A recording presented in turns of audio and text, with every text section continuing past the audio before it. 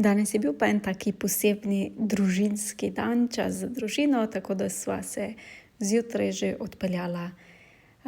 na družinsko srečanje. In en trikec, mogoče, ki ga tukaj želim deliti, je, kako v bistvu jaz, ko imam takšen dan, ko sem recimo veliko na poti ali pa vem, da me vse še drugega čaka, vseeno vzdržim 75 hard, je v bistvu fora v tem, da začnem že zgodaj res opraviti čim več nalog, da se pripravim tudi z vodo, da jo imam zmeraj s sabo, predvsem pa recimo workout, sprehodi zunaj, da jih opravim čim prej zjutraj, zato da potem ni izgovor oziroma ko je pač bolj fraj dan popoldne,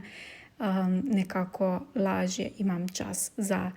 druge stvari. Tako da je v bistvu ta dan, kljub temu, da je bil zelo, zelo pester, pa zelo